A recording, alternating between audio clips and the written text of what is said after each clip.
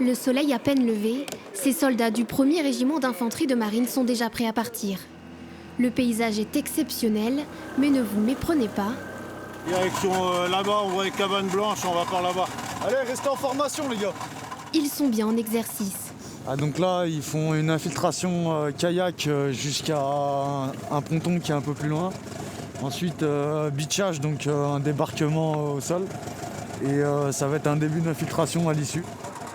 Tous ont rejoint l'armée il y a 2 ans et participent à une formation pour accéder au grade de caporal.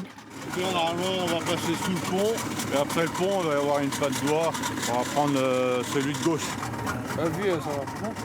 Sur l'eau, le première classe Kieran a seulement 20 ans et déjà une mission au Niger à son actif. Il poursuit ici son cursus. C'est important, c'est un passage pour tout militaire et puis pour nous former surtout aussi. Donc pouvoir faire ses armes et puis pour pouvoir le retransmettre ou l'appliquer sur le terrain. Pas de répit pour les soldats.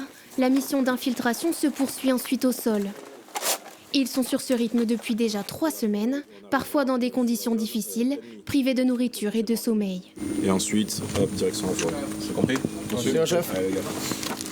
Ce matin-là, le première classe César, 23 ans, est chef d'équipe. On va faire 1 kilomètre en marché en sûreté et ensuite arriver à la Lima, donc à la route. Il y a possiblement de l'ennemi. Durant la progression, qui se veut prudente et discrète, il mène 2 de ses camarades. Il faut que tu vois le Golfe 2.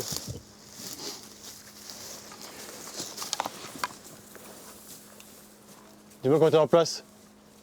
Moi, ce qui m'intéresse, c'est que les stagiaires commandent par rapport au terrain et par rapport à la situation ennemie.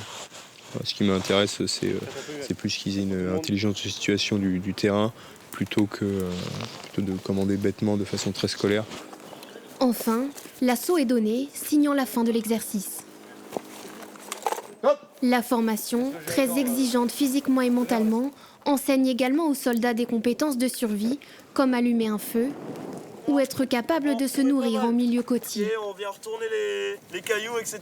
On peut en retrouver en dessous. C'est à l'issue de la formation que le meilleur du groupe décrochera le grade de caporal. Allez, stop!